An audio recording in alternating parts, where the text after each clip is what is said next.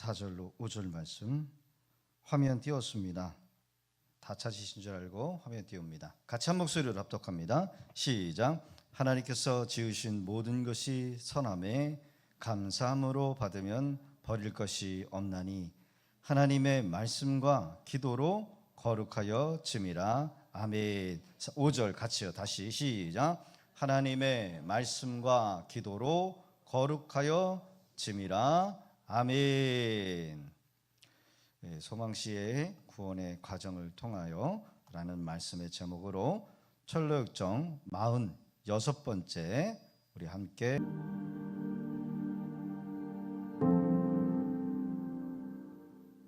미혹의 땅에서 졸음에 빠지지 않기 위해 크리스천과 소망은 이야기를 나누었다.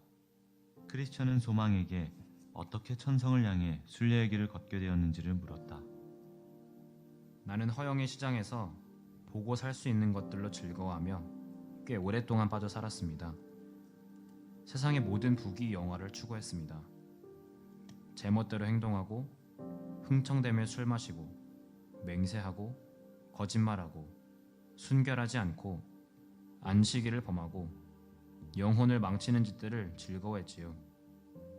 그러던 어느 날 나는 하나님에 관한 이야기를 듣고 생각해 보았습니다. 허영의 시장에서 자기 믿음과 착한 행동 때문에 죽임을 당했던 믿음과 크리스천, 바로 당신의 말을 들었던 것이지요. 방탕한 생활의 마지막은 죽음이며 이런 헛된 일들로 인해 하나님의 진노가 순종하지 않은 사람들의 머리 위에 떨어진다는 사실을 알게 되었습니다. 그러면 당신은 당장에 그러한 확신을 갖게 되었나요? 아닙니다. 죄가 나쁘다는 것과 죄를 지으면 하나님의 저주를 받는다는 것도 당장은 알고 싶지 않았습니다.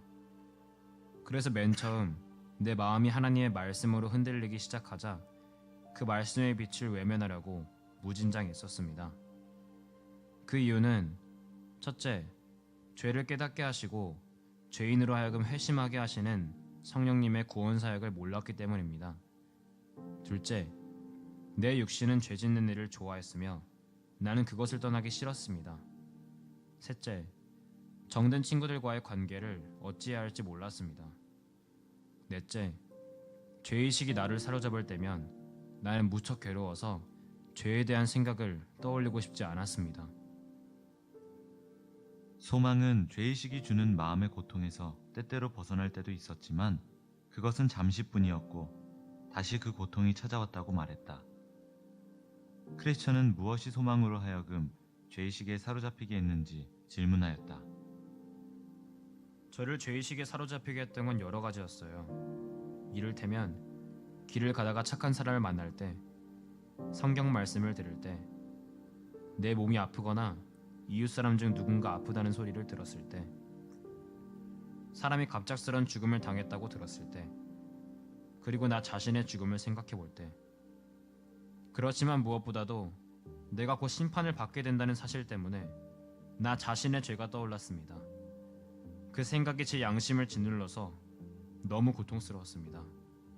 그래서 그때 당신은 어떻게 했습니까? 내 생활을 바꾸려고 노력했어요. 안 그러면 나는 틀림없이 하나님의 저주를 받을 거라고 생각했기 때문입니다. 그래서 죄를 멀리하기 위해 친구도 안 만나고 종교적인 의무도 열심히 수행했습니다. 기도도 하고 성경 말씀도 읽고 이웃에게 복음 전도도 하고 내가 옳다고 생각하는 일들을 위해 노력했습니다. 처음 얼마 동안은 죄의 고통에서 벗어나는 듯 했지만 다 나의 행위일 뿐이었어요. 죄로 인한 내 속의 고통은 여전했습니다. 우리의 의는 다 더러운 옷 같으며 율법의 행위로서는 의롭다함을 얻을 육체가 없으며 너희도 명령받은 것을 다 행한 후에 이르기를 우리는 무익한 종이라고 하나님 말씀하시지 않았습니까? 나는 늘 죄를 짓지 말아야지 하면서 변화되어 새롭게 살려고 해도 또다시 새로운 죄를 짓게 되었지요. 그것도 끊임없이. 내가 행한 그 어떠한 이로운 행위로도 율법의 행위로도 혹은 우리가 명령받은 것을 다 행한다 할지라도 구원받을 수 없다는 생각에 한없이 괴로웠습니다. 심지어 이런 생각도 들더군요. 만약 어떤 사람이 가게에서 1,000만 원을 꾸었다가 그 돈을 다 갚고 나서도 그 빚이 지워지지 않고 장부에 남아있다면 주인은 그 빚을 갚지 않았다고 그 사람을 고소해 그 빚을 갚을 때까지 감옥에 쳐넣을 수도 있다는 생각이 들었습니다. 크리스천은 그 이야기를 어떻게 자기에게 적용했는지 물어보았다. 하나님의 책에는 내가 지은 죄가 굉장히 많이 적혀 있어서 지금 주님께로 돌아선 나의 삶으로도 그 많은 죄를 다 씻을 수 없을 것 같았습니다. 지금 변화된 내 모든 행동으로 지난날 지었던 죄로 인해 받게 될 하나님의 저주를 벗어날 수 없겠다는 생각을 하게 되었습니다. 그리고 나의 생활 태도를 고치고 난 이후로 나를 괴롭혀온 또 다른 한 가지는 내가 지금 하고 있는 일 중 가장 이롭다고 하는 일도 자세히 들여다보면 그 속에 여전히 죄가 있었다는 것입니다. 새로운 죄가 바로 내가 가장 이로운 행위였다고 자부한 그 행위에 함께 섞여 있었단 말입니다. 그래서 이전의 어리석은 생활뿐만 아니라 오늘 하루 동안에도 지옥에 갈 만큼 많은 죄를 짓고 있다는 결론을 내릴 수밖에 없었습니다. 그래서 어떻게 하셨습니까? 믿음에게 제 속마음을 털어놓기 전까지 저는 어찌할 바를 몰랐습니다. 저는 믿음과 잘 아는 사이였거든요. 믿음은 저에게 죄 없으신 분의 의를 덧입지 않는 한 자신이 행한 의나 세상의 의로는 구원받을 수 없다고 가르쳐 주었습니다.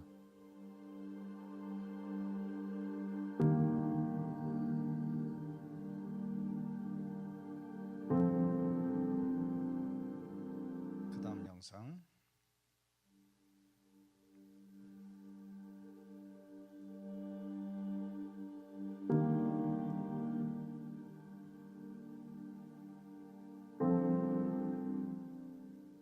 소망은 자신이 어떻게 회심하게 되었는지 크리스천에게 이야기해 주었다.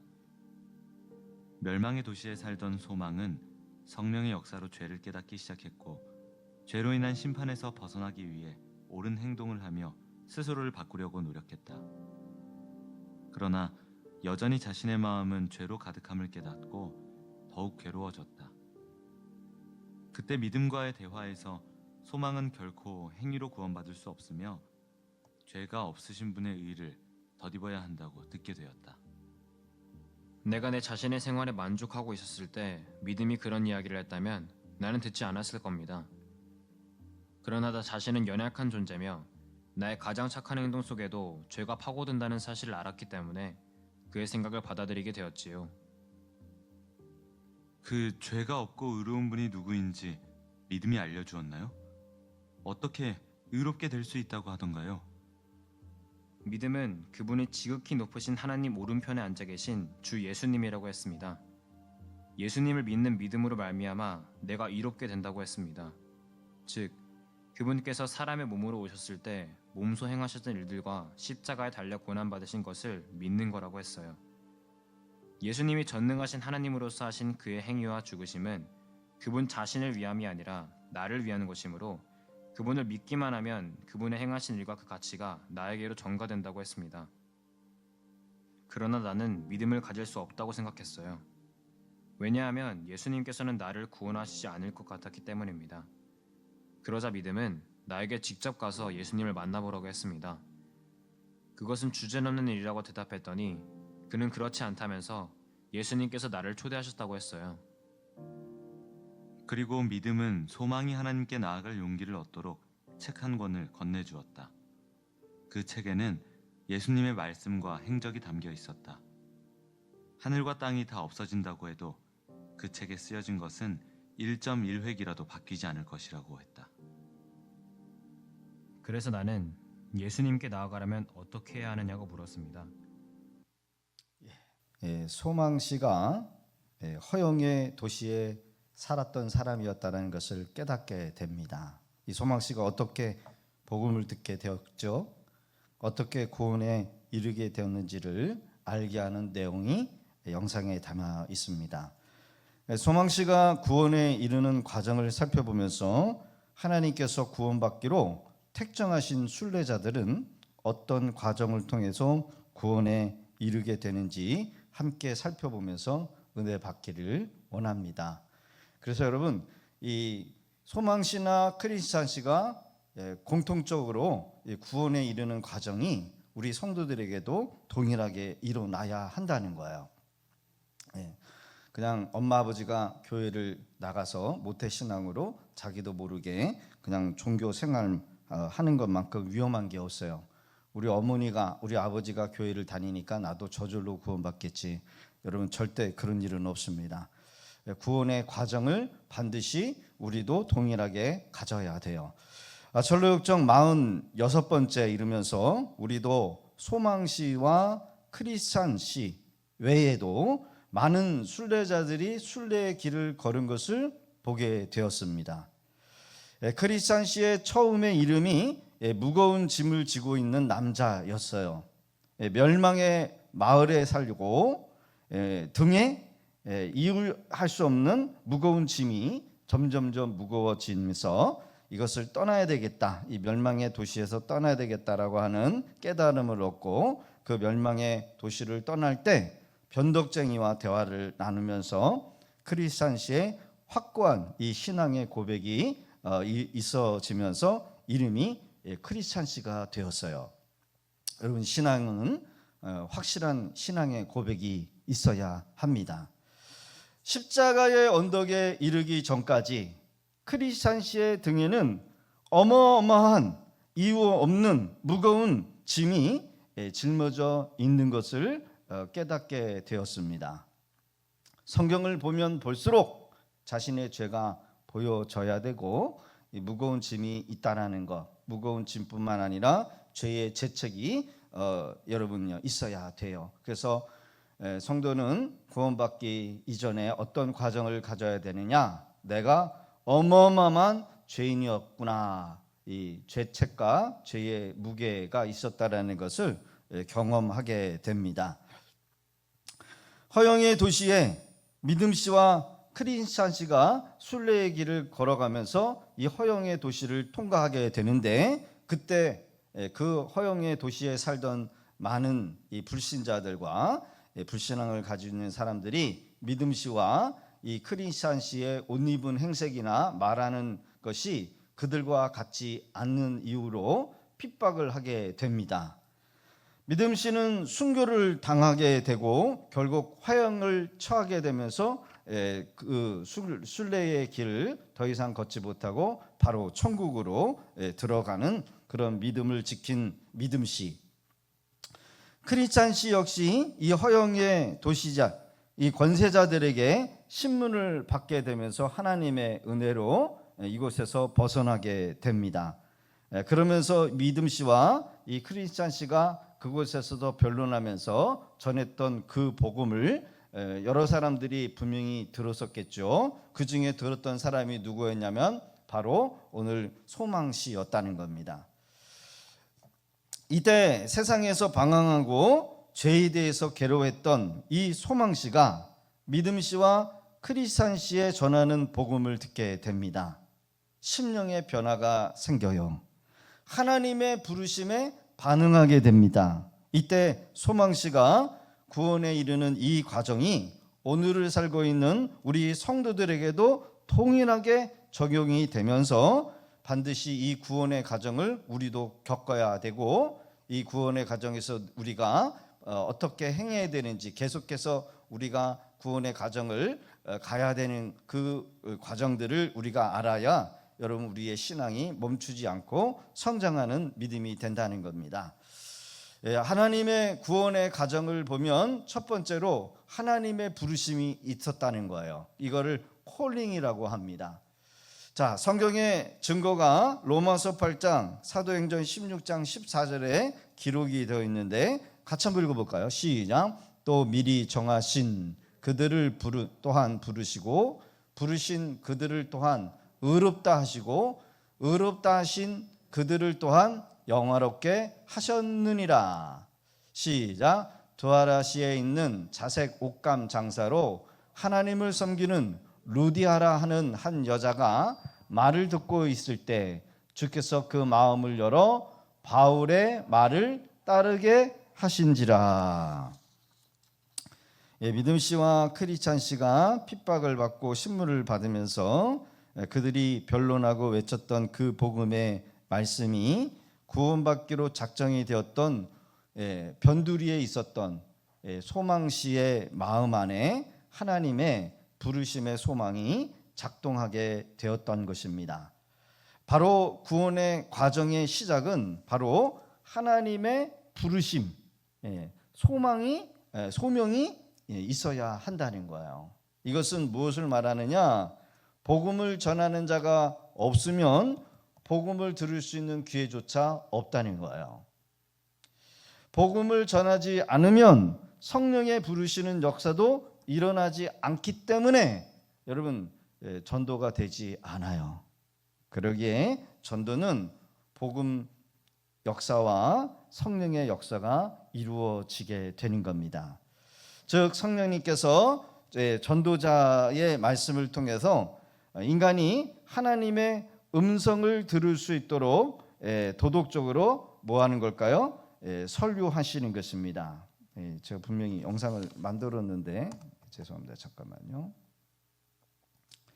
반복적으로만 나오네요.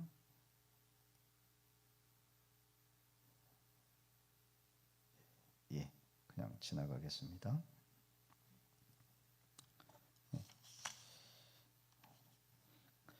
복음이 증거되어질 때, 복음을 전하는 복음 전도자들을 통해서 복음이 외쳐질 때, 그때 그 중에 하나님께서 창조 전부터 구원받기로 택함받은 자들을 일깨운다는 거예요.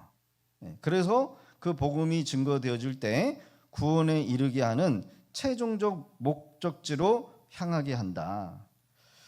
그러기에 구원받은 성도는 모두 이와 같은 과정을 갖게 됩니다.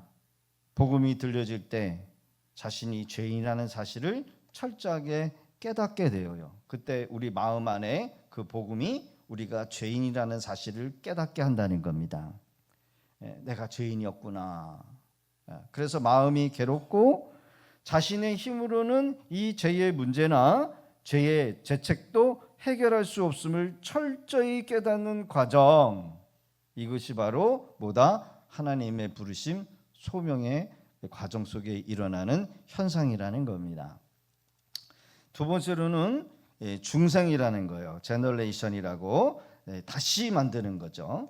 성경의 기록을 보면 디도서 3장 5절, 에베소서 2장 5절, 에베소서 2장 10절의 기록을 보면 우리를 구원하시되 우리가 행한 바 의로운 행위로 말미암지 않고 오직 그의 긍휼하심을 따라 중생의 씻음과 성령의 새롭게 하심으로 하셨다.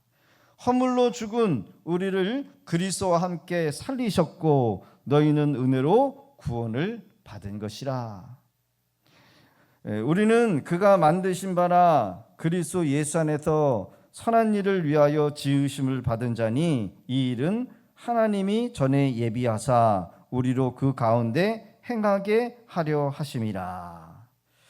요한복음의 니고데모와 대화를 했던 그 종교 지도자, 같이 한번 읽어볼까요? 시작. 예수께서 대답하시되 진실로 진실로 내게 이르노니 사람이 물과 성령으로 나지 아니하면 하나님의 나라에 들어갈 수 없느니라.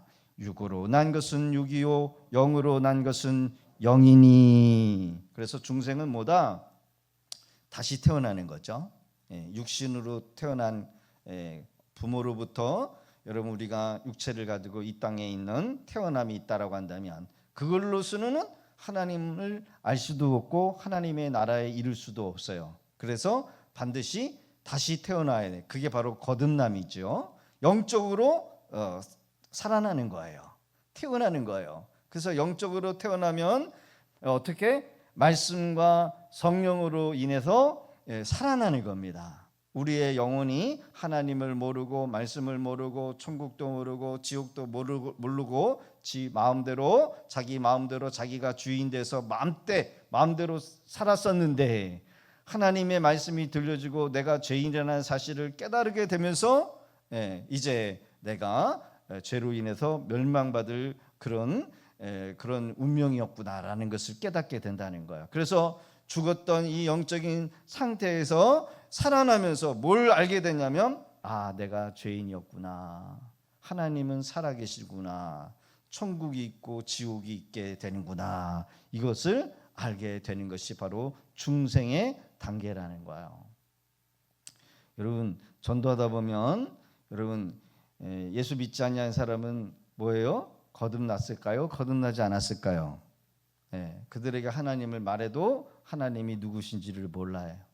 죄를 말해도 그들이 말하는 죄는 윤리 도덕적인 수준의 죄의 깨달음이지, 그게 죄가 영적인 죄인지 그것인지 모른다라는 거예요. 바로 중생이라는 거 하는 것은 영적으로 살아나는 것을 말합니다. 자신이 죄인임을 깨닫고 새롭게 거듭나는 상태. 그래서 중생은 즉 물과 성령이라고 성령은 기록하는데 결국은 말씀이 그 사람을 살아나게 한다는 거예요. 성령이 그 사람을 다시 태어나게 하는 것입니다. 성령님께서는 죄인의 마음에 역사를 일으켜요. 그래서 중생은 단 한 번만 일어나고 다시는 반복되지 않습니다. 소망씨가 믿음씨와 크리스찬씨에 전하는 말씀을 통해서 중생의 과정을 체험하는 거예요. 그 전에는 거듭남이 없었어요. 그냥 말씀을 듣고 내가 죄인이었나 보다. 그래서 죄책을 경험하게 되고 이 죄책을 어떻게 이거를 해결해야 되지? 그래서 종교적 행위를 통해 가지고 이 문제를 해결해 보려고 열심히 말씀도 읽고 성경도 읽고 뭔가를 하지만 여전히 죄 가운데 이 죄에서 자유하지 못하고 율법 안에 매여서 자신을 괴롭게 하는 그런 인생으로만 남았다는 거예요. 거듭나지 못한 성도들이 교회 안에 있을 수도 있다. 그러기에 죄의 생활로 되돌아가지 않고자 결단하게 됩니다. 그 전에는 되돌아갔어요. 믿음씨와 크리스찬씨를 만나기 전에는 거듭나지 못했기 때문에 여전히 허영의 도시에 살면서 죄책과 죄로 인해서 마음이 괴로웠던 이 소망씨. 그러나 이제는 중생의 과정을 겪게 되면서 허영의 도시에서는 절대로 살면 안 되겠다라고 하는 그런 결단을 하면서 적극적인 회개하는 결단이 일어나게 되었다는 겁니다. 여러분, 회개는 한 번만입니까? 계속해야 될까요? 계속해야 된다. 손 들어주세요. 한 번만 해도 된다. 딱 한 번만 하는 것이지 회개는 구원파는 단 한 번만 하는 걸로 얘기를 해요. 그러나 진정한 회개는 중생 이후에도 계속해서 해야 한다는 겁니다. 허영의 도시에서 떠나는 적극적인 회개의 결단을 하는 거예요. 그러니까 결국은 신앙생활은 여러분 우리가 맨날 하루하루 말씀을 듣고 기도하면서 거룩해지는 과정을 계속해서 걸어가는 거예요. 이것이 뭐예요? 중생 받은 자의 모습이라는 겁니다. 소망씨가 허영의 도시를 떠나게 되는 것, 이것이 바로 중생했다라고 하는 뭘까요? 증거요. 순례의 길을 걸어가야 되겠다라고 하는 것이 바로 중생의 과정이요. 오늘날 성도님들은 이전의 생활을 청산을 해야 되는데 죄를 지으면 죄가 가져오는 저주를 알기 때문에 보다 적극적으로 성령에 민감해야 돼요. 그래서 세속적인 가치관을 버려버리고 하나님의 뜻대로 살고자 하는 신앙의 결단, 변화된 행동이 반드시 매일매일 일어나야 된다는 거예요. 할렐루야. 여러분 일어나고 계십니까? 지난 1년에도 지난 2023년도에도 똑같다라고 한다면 그분은 변화가 없는 거예요. 종교생활을 하고 있는 거. 종교생활이라고 하는 것은 나 좋으라고 하는 거예요. 나 좋으라고. 내가 좋으려고 내 마음에 뭐예요? 평안을 얻고 내 마음의 만족을 위해서 하는 게 바로 종교생활이에요. 그러나 신앙생활은 내 뜻대로 하는 것이 아니라 내 뜻을, 내 계획을, 내 고집을 버리고 하나님의 뜻대로 살고자 걸어가는 겁니다. 그게 나한테 손해가 되든 내 삶에 손해가 되든 내가 욕을 먹든 그것을 버려버리고 지난날과 다르게 살고자 하는 결단. 여러분, 이런 변화가 있어야 돼요. 철로역정의 다른 순례자 중에 이러한 과정이 없이 순례의 길을 걷고 있는 자들이 있었죠. 그렇죠? 그들은 거듭나지 않는 과정이 있었어요. 거듭나지 않는 과정. 거듭나지 않고도 순례의 길을 걸었던 사람들이에요. 두 마음을 품은 사람, 데마와 같은 사람들, 이런 과정으로는 천국에 들어갈 수 없다라고 하는 것이 성경의 결론입니다. 만약 이전의 상태로 우리가 되돌아가면 구원의 과정 안에 그 사람은 은혜와 은총에서 벗어나서 구원을 잃어버리게 된다라고 기독교 신학자들은 경고를 하는 분들도 계십니다. 우리 장로교 합동 측에서는 구원도 잃어버릴 수 있다는 거예요. 저는 구원을 잃어버리지 않는다라고 믿고 있는데 어떤 신학자들은 구원을 잃어버린다라고 분명히 얘기해요. 거듭났음에도 불구하고 구원의 은총, 구원의 길에서 벗어나서 멸망 가운데 빠져가는 사람들도 분명히 있다라고 얘기를 해요. 중생 역시 단 한 번만 일어나는 역사이며 예수님을 믿는 순간 단 한 번만 일어나는 성령의 역사가 중생이다. 자, 그 다음에는 바로 일어나는 게 회심입니다. 회심의 뜻은 후회하다, 돌아오다 라고 하는 깊은 의미를 가지고 있어요. 누가복음 15장에 보면 아버지의 그 간섭을 벗어나기 위하여 아버지에게 받은 그 유산을 다 받아가지고 세상에 나가서 흥청망청해서 다 잃어버린 탕자, 그 탕자가 다 잃어버리고 난 이후에 내가 죄인이라는 사실을 깨닫고 다시 아버지께로 되돌아간다. 마음을 먹고 여러분 돌아와요. 그렇죠? 돌아가야 되겠다라고 하는 것은 진정한 회심이 아니라 행동의 변화, 행동이 있어야 되는, 이게 바로 회심입니다. 즉 마음의 변화와 이 멸망의 현장에서 떠나는 거. 내가 지금 죄를 짓고 있는데 이렇게 죄를 짓다가는 저주받아서 죽든지 심판받아서 죽다라는 것을 안다라고 한다면 그것을 버려버리고 완전히 옛사람을 청산하고 돌이켜버리는 거, 이게 회심이라는 거예요. 영원한 회심이 있고 일시적인 회심이 있다 합니다. 일시적인 회심은 성경의 인물들을 보니까 알렉산더와 후메네오 같은 사람이래요. 그리고 데마 같은 사람, 믿음이 있었고 봉사도 했고 전도의 현장, 선교의 현장에도 나갔던 그런 사람이었지만 신앙생활하다가 신앙을 포기해버리고 사역을 내려놓고 기도하는 것도 다 포기해버리고 이전의 상태 되돌아가는 것, 여러분 이것이 바로 일시적인 회심, 일시적인 믿음이라는 거예요. 참된 회심은 하나님의 중생한 자로서 자기 의식 생활에 여러분 이제 포기를 해버리고 주님께 돌아와서 믿음과 회개를 일으키게 하시는 하나님의 역사라는 겁니다. 중생을 일으키는 이 회심 역시 반복하지 않으며 성도의 삶에서 끊임없이 계속적으로 여러분 회개하면서 살아가는 삶이 회심이라는 거예요. 중생은 예수 믿을 때 성령님께서 단 한 번 주시는 것이라고 한다면 중생 이후에는 이 회심은 뭐 하는 거라고요?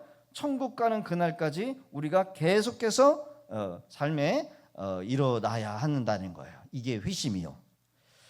누가복음 2장 32절의 기록을 보면 같이 한번 읽어봅니다. 시작. 그러나 내가 너희를 위하여 내 믿음이 떨어지지 않기를 기도하였노니 너희는 돌이킨 후에 내 형제를 굳게 하라. 믿음이 떨어지지 않기 위해서 뭐 하라는 거예요? 뭐 했다는 거예요? 기도했다는 거예요. 성도는 계속해서 기도함으로써 회심의 삶을 살 수 있도록 힘쓰고 애쓰며 구원에 이르는 과정으로 나가야 한다는 거예요. 그래서 성도에게 기도는 해도 되고 안 해도 되는 게 아니에요. 우리가 선택할 것이 아니라 반드시 필수라는 거예요. 천국 가는 그 순간까지 우리는 하나님 앞에 기도하면서 우리의 믿음이 떨어지지 않고 다른 성도의 믿음이 떨어지지 않고 내 믿음이 뒤로 역행하지 않고 계속해서 성장해 나가는 그런 믿음이 되도록 우리가 회개하면서 회심으로 나가야 한다는 거예요. 하나님, 내가 이전에는 그렇게 실패하고 넘어졌지만 다시는 실패하자고 넘어지지 않고 거룩하게 구별되게 살겠습니다. 이런 과정이 여러분 매주마다 일어나야 돼요. 매주마다 일어나야 돼요. 이것이 바로 뭐예요? 회심의 삶이라는 거예요. 시작. 청년이 무엇으로 그 행실을 깨끗게 하리까? 주의 말씀만 지킬 따름이니라. 디모데전서 4장 5절 시작. 하나님의 말씀과 기도로 거룩하여짐이라. 아멘. 여러분, 거울이 없으면 우리 얼굴에 뭐가 묻은지 알아요, 몰라요? 몰라요. 아이스크림을 먹고 나서 거울을 보니까 여기에 막 이렇게 크림이 껴 있고, 그렇죠? 초콜릿을 먹어보니까 입에 뭐가 껴 있어요. 그걸 보지 않으면은 내가 뭐가 묻어있는지를 몰라요. 그래서 거울이라고 하는 것은 하나님의 말씀이기도 해요. 말씀을 통해서 나의 모습을 보고 내가 죄가 있는지 없는지를 말씀을 통해서 알게 되고, 또 말씀을 통해서 하나님 앞에 회개하면서 기도하면서 나가는 거예요. 이 과정이 우리는 평생 해야 되는 거예요. 이게 보다 회심이다라는 거예요. 그러게 여러분, 구원받고 중생하던 사람은 이 회심의 과정이 날마다 있어야 돼요. 날마다. 우리는 날마다 성경 봐야 되고 날마다 기도해야 되고 날마다 회개해야 돼요. 할렐루야. 죄를 짓기 이전의 삶을 철저하게 하나님 앞에 버려야 돼요. 생활의 변화가 있어야 돼요. 옛사람을 버려버려야 돼요. 새 사람의 옷을 입는 거예요. 죄악된 세상을 버려야 돼요. 하나님과 더 가까워지기를 여러분 힘쓰고 애써야 돼요. 거듭나지 못했던 소망씨는 그냥 종교 생활을 하면서 내가 하나님 앞에 나갈 수 없다라고 하는 그런 마음이 들었잖아요. 그렇죠? 야, 나는 하나님 앞에 나갈 수 없어. 믿음씨가 말하니까 예수님을 만나야 된다는 거야. 예수님을 만나야 중생하게 되고 거듭나게 되고, 그렇죠? 여러분, 우리 마음 안에 여러분 종교 생활, 이 신앙 생활이 너무 힘들고 괴롭고 정말 어떤 고행이라고 생각하시는 분들이 있다라고 한다면 여러분 주님을 만나실 수 있기를 바랍니다. 내 안에 죄의 싸움, 내 밖에 죄의 싸움이 일어나요. 죄에 대한 저항이 있어야 돼요. 천국 가는 그날까지 더 거룩하게, 더 순결하게, 더 완전하게 우리가 죄를 짓지 않기 위해서 죄와 싸워야 되는 몸부림이 있어야 돼요. 이게 바로 회심의 과정이요. 할렐루야. 우리가 말씀을 들을 때에 찔림이 있습니다. 여러분, 찔림이 없으면 그거는 여러분 정상이 아닌 거예요. 여러분, 시영선 목사가 여러분들에게 맨날 그냥 위로해 주는 말만 하고 잘했다 잘못함에도 불구하고 책망하지 않고 여러분 그렇게 사세요. 피곤하니까 그냥 대충 신앙생활 하세요. 만약에 그럼 한다라고 한다면 그건 잘못 전하는 거예요. 끊임없이 하나님의 말씀을 듣고 찔림이 있어야 되고요. 그 찔림을 통해서 내가 회개가 일어나게 되고요. 내 삶이 어제와 달라져 가야 돼요. 할렐루야. 네. 그래서 우리는 신앙이 돼요. 신앙. 네 번째로는 신앙, 믿음. 믿는다라고 하는 것은 다른 사람의 증명에 대해서 참된 것으로 받는 삶이라는 거예요. 그리고 믿음은 신뢰고 의뢰하는 거예요. 믿음이라고 하는 것은 나의 중심을 여러분 저 의자에다가 여러분 이렇게 앉는 것처럼 중심을 실는 것, 이게 믿음인 거예요. 즉 말씀을 믿고 믿음을 가지고 예수님을 신뢰하면서 의지하면서 사는 삶. 철로역정의 소망씨는 회심의 삶을 크리스찬 씨와 순례의 길을 동행하면서 믿음을 지키기 위하여 많은 고초를 받습니다. 많은 어려움을 겪어요. 그럼에도 불구하고 뒤로 물러섰어요? 안 물러섰어요? 안 물러섰어요. 순례의 길을 포기하지 않았어요. 소망 씨는 회심 이후의 삶을 살면서 크리스찬 씨와 순례의 길을 동행하지만 동행하면서도 여러분 의심의 성에서 그 절망의 거인한테 두들겨 매맞고도 여러분 그의 신앙을 포기하지 않았어요. 고난이 있고 어려움이 있어도 자신이 이 길을 반드시 가야 되겠다라고 하는 그 신앙의 결단을 가지고 계속해서 걷는 거. 이게 뭐예요? 신앙인 거야. 신앙생활 잘하는 게 뭘까요? 고난이 와도 그 길을 걸어가는 거예요. 시험이 와도 그 길을 지키면서 가는 거예요. 멈추지 않아요. 지체하지 않아요. 크리스찬지와 고난받기를 마다하지 않고 신앙의 길을 걷고자 하는 거. 이게 믿음의 신앙생활 잘하는 거예요. 일시적인 믿음을 가진 자들은 여기에서 갈라져요. 일시적인 믿음을 소유한 자들의 특징은 환난과 핍박을 견디지 못해요. 그래서 마치 알곡이 아닌 쭉정이처럼 고난이 오면 다 날아가 버리는 거예요. 가벼워서 다 날아가요. 부담이 되면은 다 도망가 버려요. 교회 안에서 힘들고 부담이 되는 일은 여러분 하지 않으려고 하는 이유가 뭘까? 그들의 믿음의 뿌리가 깊지 못해서 그래요. 결국 십자가를 지는 일은 외면해 버리고 도망치는 것으로 반응해요. 이게 바로 일시적인 믿음이 없어서 그래요. 뿌리가 깊지 못해서 드러나는 현상이에요. 자랑하는 일, 드러나는 일은 사람들 앞에 영광을 받으려고 하지만 고난 앞에서는 숨으려고 하고 도망가려고 하고 부담을 가져요. 이런 사람들은 자기를 안 알아주면 크게 시험이 들어서 일시적인 믿음을 보이는 거예요. 어쩔 수 없어. 일시적인 믿음 때문에 그런 거야. 그러기에 믿음, 이 신앙은 교회를 통하여 우리를 강하게 만들어요. 신앙생활 잘하는 것은 여러분 시험을 받아도 이겨내는 거예요. 시험을 피하는 것이 아니라 시험이 와도 그 자리를 지키면서 견디는 거예요. 하나님의 말씀을 붙잡고 여러분 내가 믿음을 여러분요 지키면서 그 길을 걸어가고자 하는 거. 할렐루야. 그러기에 믿음 좋은 것은 하나님을 신뢰하는 거예요. 아는 것만큼 믿을 수 있어요. 경험한 것만큼 그것이 신앙의 유산이 되는 거예요. 할렐루야. 일시적인 믿음에 그러기에 한다고 얘기합니다. 자, 다섯 번째로는 시간이 많이 갔지만 칭의, 의롭다라고 여김을 받는 거예요. 의롭다. 자, 로마서 4장 24절 시작. 의로 여김을 받은 우리도 위함이니 곧 예수 우리 주 죽은 자 가운데서 살리신 이를 믿는 자니라. 아멘. 예수 그리스도의 완전 의. 예수님이 우리를 위해서 십자가에서 우리의 죄값을 다 치르신 겁니다. 하나님의 공의를 이루신 거예요. 그래서 예수 밑에 안으로 들어가면 예수 안에 속하게 되면 우리는 여전히 죄인이지만 죄의 신분이었지만 이제는 징계받는 자가 아니라 예수 안에서 우리의 죄가 가리워지는 거예요. 가리워져요. 우리의 신분이 바뀌어요. 죄인의 종에서 사탄의 마귀의 자녀에서 하나님의 의로운 자녀가 되는 거예요. 이게 바로 의롭다라고 여김을 받는 칭의입니다. 이 칭의는 단번에 이루어지는 과정이 아니라 평생에 걸쳐서 가져야 될 구원의 과정이에요. 그러나 칭의는 과거의 죄, 현재의 죄, 미래의 죄까지 완전히 용서함 받게 되는 효력을 가진다.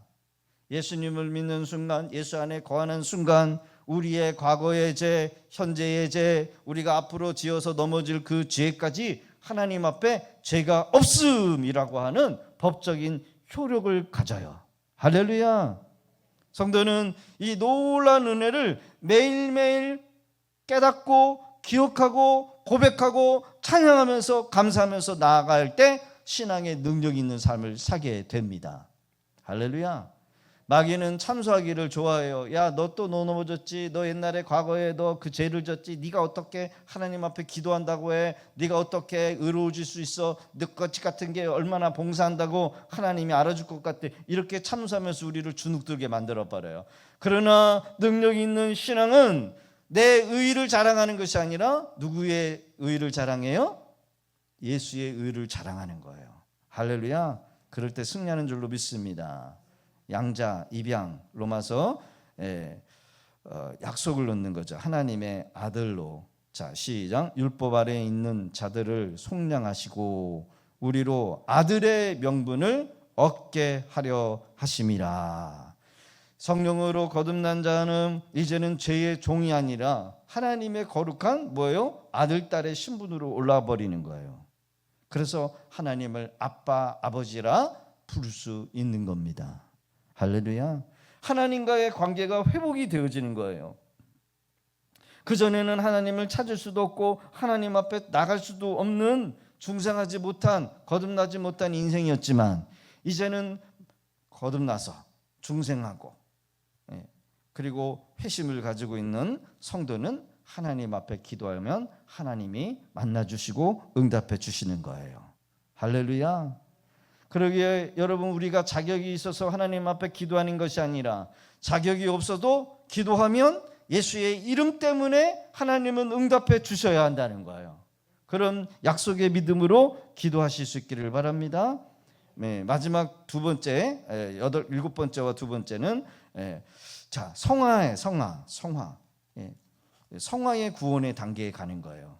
자르다, 구별하다, 하나님의 봉사를 하기 위하여 특별하게 구별돼서 바쳐지고 성별된 상태, 이게 바로 성화라고 하는 겁니다. 성화 역시 신앙을 통해서 평생에 우리가 가져야 될 구원의 과정입니다. 철로역정의 크리스찬치와 소망씨가 많은 순례자들이 고난의 과정을 겪은 이유는 뭘까요? 성화의 과정을 겪는 거예요. 성화. 고난의 과정을 통해서 순결해지고 거룩해지고 믿음이 성숙해지는 거예요. 여러분, 우리가 믿음씨처럼 그냥 죽어서 바로 천국으로 들어갈 수 있지만 그런 과정이 아니라 우리 안에 성화의 과정을 겪는 거예요. 신앙생활이라고 하는 것은 성화의 과정을 가져야 돼요. 교회를 통해서 성화의 과정을 바르게 이해하는 것, 그러면요 고난받기를 두려워할 필요가 없어요. 연단과 시련이 올 때 우리는 감사와 성장의 기회로 여길 수 있게 되는 것입니다. 성화는 신앙의 훈련이요, 우리가 말씀을 연구하고 또 기도 생활을 통해서 성도와 거룩한 교제를 통해서 우리가 성화의 단계로 나가는 거예요. 교회를 떠나서는 결코 성화의 과정을 이룰 수가 없어요. 하나님께서는 교회라고 하는 이 신앙의 공동체를 통해서 우리가 거룩하게, 그리고 바르게 말씀의 가르침을 받고, 그리고 목회자의 여러분요 목자의 인도를 통해서, 훈련을 통해서 성도들을 훈련시키도록 만든다는 거예요. 교회 안에서 여러분 시험을 두려워하지 마시기를 바랍니다. 교회 안에서 여러 가지 문제가 있어도 두려워하지 마시기를 바랍니다. 교회 안에 여러분 신앙생활 편하게 하고 싶어서 야, 이 교회는 왜 이렇게 시끄럽지? 왜 이렇게 시험이 많지? 그런 것조차도 여러분 두려워하지 마시기를 바랍니다. 하나님은 이 성화의 과정을 통해서 우리에게 고난도 주시고 시험도 주시고 시험도 하셔요. 이스라엘 백성들을 광야로 인도하실 때 하나님께서는 그들을 시험하셨어요. 사사기의 기록을 보면 그들이 믿음이 있는지 없는지를 하나님이 시험하시기 위하여 여러 가지 환경을 몰아가시기도 하시는 것을 보게 됩니다.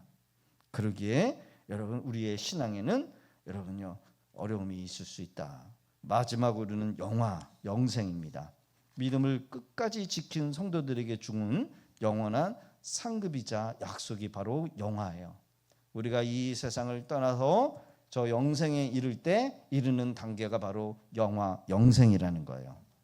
여러분, 믿음을 끝까지 지키실 수 있기를 바랍니다.